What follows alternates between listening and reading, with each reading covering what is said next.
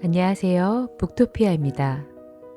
여러분 혹시 거인의 노트라는 책을 들어보셨나요? 오늘은 제가 기록의 중요성에 대해 다시 한번 깊게 깨닫게 해준 책을 소개해 드리려고 합니다. 이 책의 저자인 김익한 작가는 대한민국 최고의 기록학자입니다.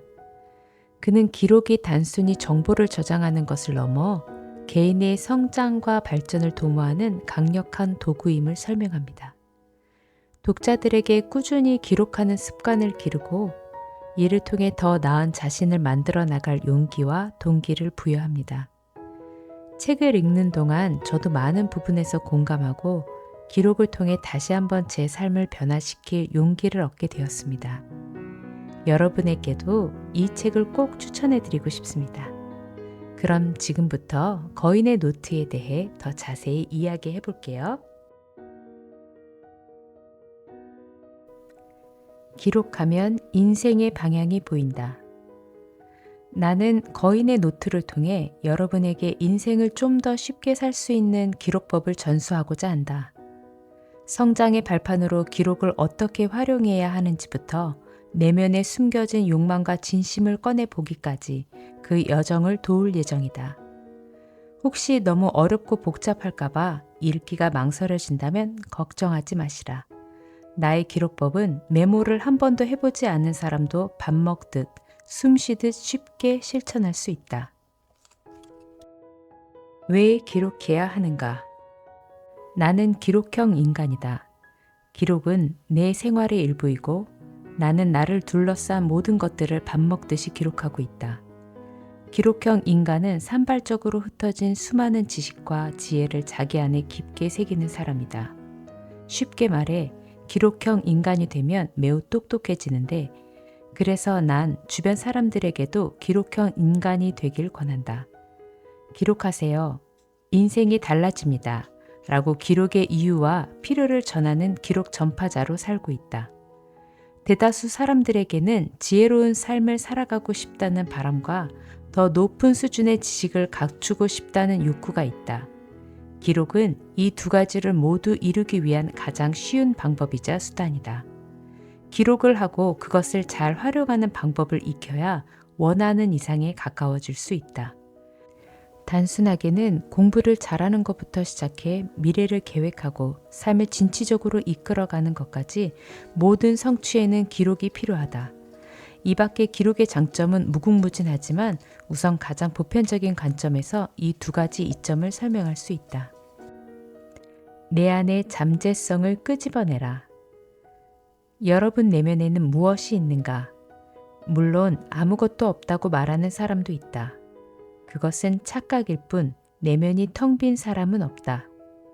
대다수는 시간이 지나면 뭔가를 읽고 보고 듣고 접했던 경험이 사라진다고 생각한다. 하지만 그렇지 않다.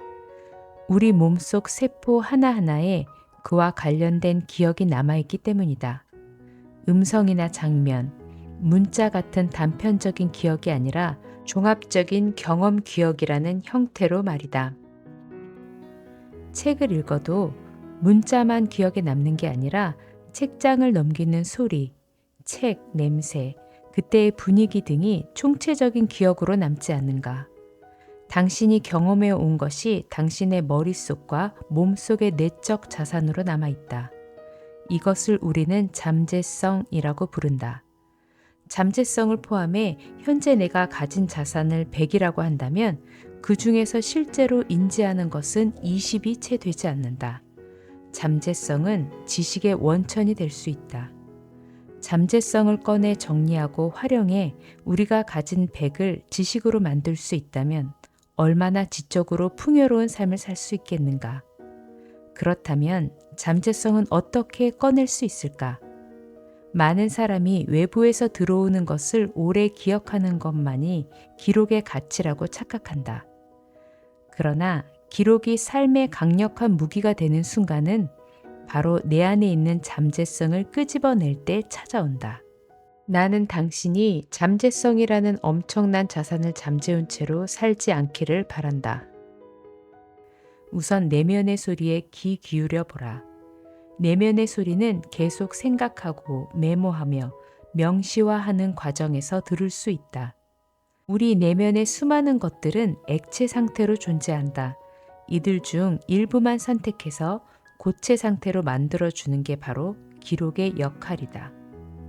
고정되지 않고 유동적으로 떠돌던 것을 기록을 통해 일종의 확정 상태가 된다.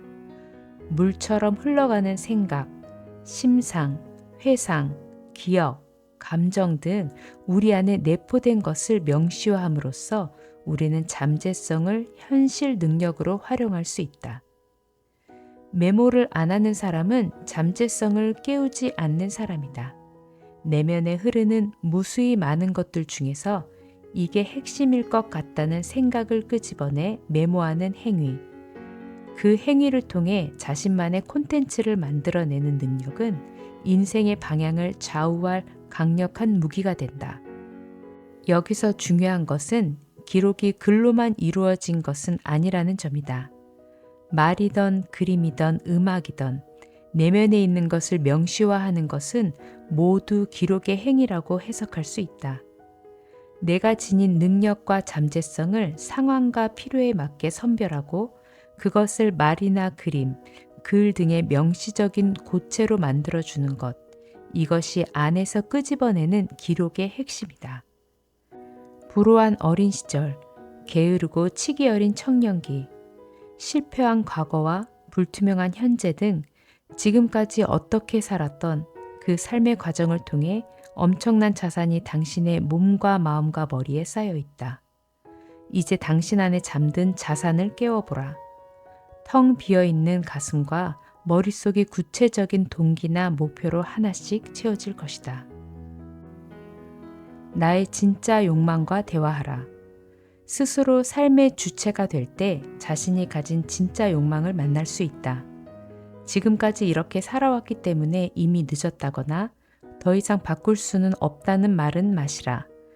사람들은 정체성이 한번 형성되면 고정불변하는 것이라고 오해하곤 하지만 여기서 말하는 정체성은 변화하고 성장하고 생성하는 일종의 주체성이다. 이것은 꿈을 이루어가는 과정이기도 하다. 주체성을 찾는 가장 첫 단계는 성찰이다. 나 자신을 돌아보는 것이다. 그런데 대체 어떻게 나 자신을 돌아본단 말인가? 성찰한다고 하면서도 실제로는 전혀 실천하지 못하는 사람이 부지기수다. 어떻게 성찰할지 모르기 때문이다. 나는 성찰이라는 말이 조금 거창하게 느껴져서 자기와의 대화라고 표현하는 걸 더 좋아한다. 내면에 있는 것을 끄집어내 보는 것이 곧 자기와의 대화다.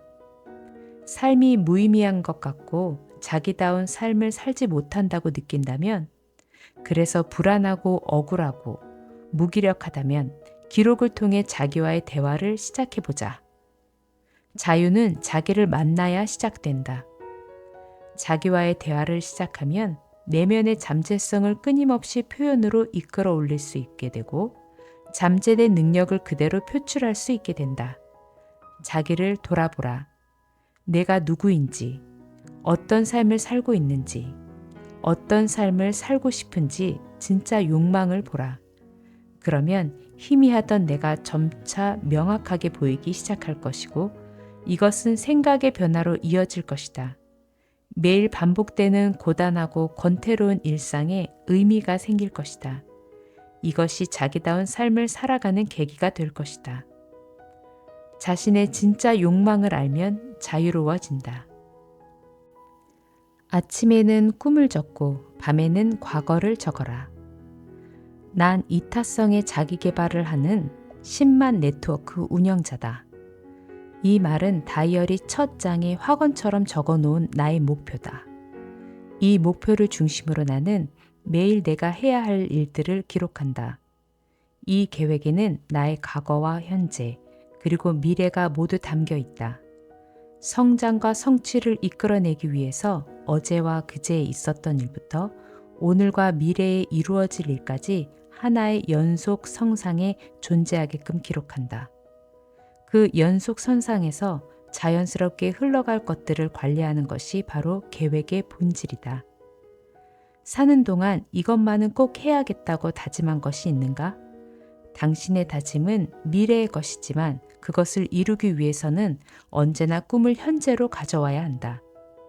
좀 더 쉽게 말하자면 자기가 정말 하고 싶은 게 있다면 그 일과 연관된 것을 의식적으로 하루 계획에 끼워 넣으라는 것이다. 30분도 좋고 10분도 좋으니 조금씩 일과에 넣어보자. 현재의 직업이나 자산, 실력과 상관없이 꿈과 관련된 행동을 3년 동안 매일 하나씩 하면 인생이 달라진다. 매일 아침 꿈과 관련된 일을 다이어리에 쓴 다음 그것을 실행하고 실행한 과정을 기록하고 하루가 끝날 때 상기함으로써 한 걸음 한 걸음 꿈에 다가가는 것이다. 제가 이 책을 읽고 실질적으로 도움이 되었던 부분이 있습니다. 다이어리 작성 방법인데요. 보통 우리는 연 단위로 계획하고 작성을 합니다. 그러나 저자는 월간 단위로 계획하고 목표를 세우는 것을 추천합니다. 1년 단위의 기록은 너무 길다고 말합니다. 그도 그럴 것이 저도 새해가 되면 이런저런 계획을 세우지만 한두 달을 넘기기 힘들었습니다. 그러다 보면 성취감도 떨어지고요. 그래서 바꿨습니다. 이제 다이어리는 월간으로 쓰되 목표는 주간으로 설정합니다. 너무 멀리 있는 목표는 쉽게 포기하게 되니까요. 딱 한 달만 해보자라고 가볍게 생각하고 시작해 보려고 합니다. 여러분도 오늘부터 기록의 기적을 누리는 그 주인공이 되시길 바랍니다.